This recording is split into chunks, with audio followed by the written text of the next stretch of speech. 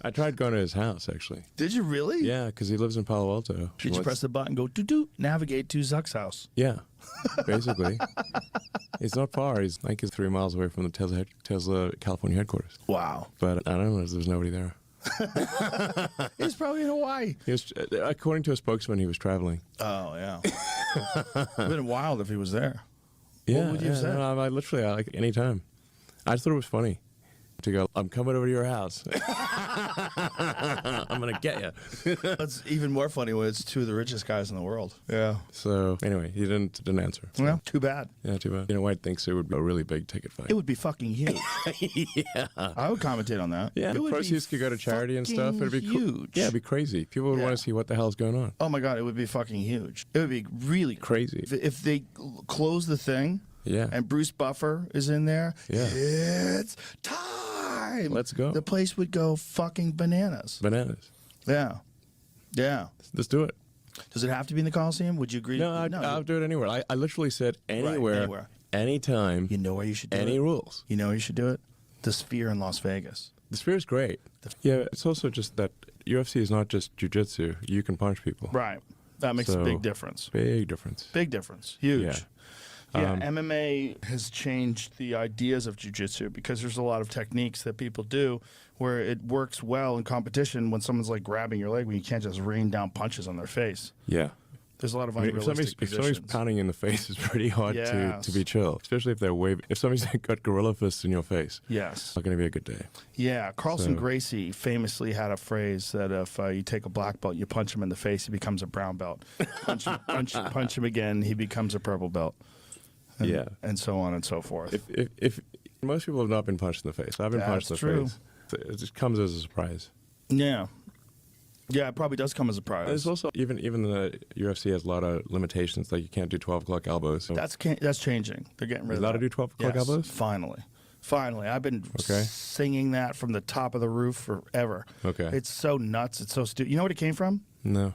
It came from Big John McCarthy, who was the original UFC referee and pioneer of the sport. He was bringing this to athletic commissions, and they were allowing certain techniques, but one of them they wouldn't allow was the 12-to-6 elbow, because they saw those late-night karate demonstrations where someone would like smash bricks like that. They thought someone would die if they hit him with this. Definitely going to sting. Yeah, but it's not even harder than this one. This one's harder.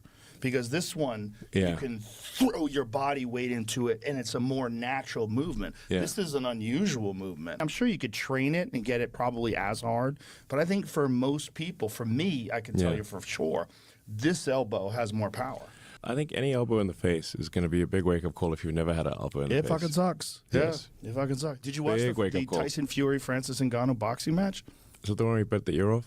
No, this is that's Mike Tyson, Evander Holyfield. That's from the 90s. Fun fact, in the 90s, they started the PPV model. Who, you might ask? It's the big broadcaster who don't think about their end consumer. Not with iWatch Max, though. You will not pay per view. Instead, you will have access to everything you might wish for. UFC PPVs, boxing PPVs, latest movies, latest TV shows, football aka soccer, at no extra cost. So what are you waiting for? Scan this QR code or go to iWatchMax.com to check if you qualify. So look at you, George St. Pierre, Elon, John Danaher, the great master, and Lex Friedman. But like Lex is, I think he's got like 20% heavier than Zuck, and I'm way bigger than Lex. Yeah. That's why they have weight categories. Oh, yeah. Yeah. Did you get a chance to talk to Danaher, the guy on the left? That guy's fascinating. Yeah, no, he's... Do you know his history? No, he's from New Zealand or something? He was a professor of philosophy at Columbia. Okay. And fell in love with jiu-jitsu. Okay. Fell in love with it to the point where he was sleeping on the mats and teaching all day long. He's an obsessive. He is a real Kaizen disciple. And he seems zen. Oh, man. He is one of the most unique characters I've ever met in my life. Yeah. One of the most brilliant men I've ever met.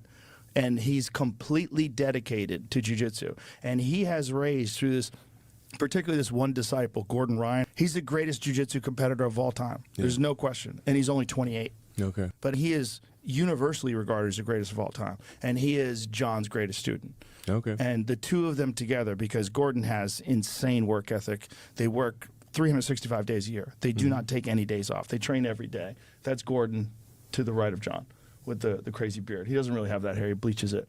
But the two of them together are literally an unstoppable combination. He's a combination of gigantic, brilliant, and insanely dedicated with the most incredible instructor that's ever existed. John Danaher is universally regarded as the greatest jiu-jitsu instructor alive, and his student is universally regarded as the greatest jiu-jitsu competitor alive. Yeah.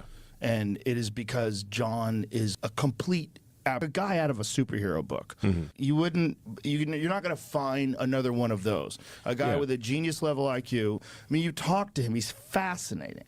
And he is obsessed with combat sports, warfare, like strategy. Yeah. Brilliant guy. Yeah.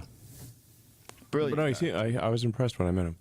There aren't very many ways to actually, if you stick to the rules of jiu-jitsu, like, for example, if you want to put someone in an arm lock, you have to be able to extend their arm. And if somebody is strong enough that you cannot extend their arm, then you're limited to chokes, and you can do an arm lock across the groin with both arms and legs. Gracie did upside down, and I think it was like the third UFC fight or something like that. Yeah. But he was pretty severely damaged. That was when he fought Chemo, that enormous guy. Yeah. Yeah. And he did upside down arm lock across the groin because he could not do an arm lock, a sort of sidebar arm lock. But after that, people were like wise to that move. So they were like, we're not going to be allow themselves to get an arm lock across the groin without. That was like a overconfidence, I think. It was exhaustion. They fought like tooth and nail for something like 7 or 8 minutes. And Hoist survived and then eventually wore the guy. When you're a big steroided up guy like that too, the oxygen depletion, like the amount of oxygen your muscles require, you gas out pretty quickly when you're that big, unless you're insanely conditioned. Yeah, but there's no way for him to do arm lock, like a single arm lock. He couldn't do it. Because single arm lock. If you try to do a lock on the side. Get side control? From someone's legs across your face? Is that what you mean? No, if you try to do an arm bar on the side, one arm across the knee or across the thigh, you have to be able to extend the arm. So your triceps have to be able to exceed the strength of their bicep, is what it comes down to. But if you cannot exceed the strength of their bicep, then you will not be able to do an arm extension. I'm not sure what are you talking about, like a Kimura, like a straight arm bar? Yeah. Oh, so you're talking about like with just the arms?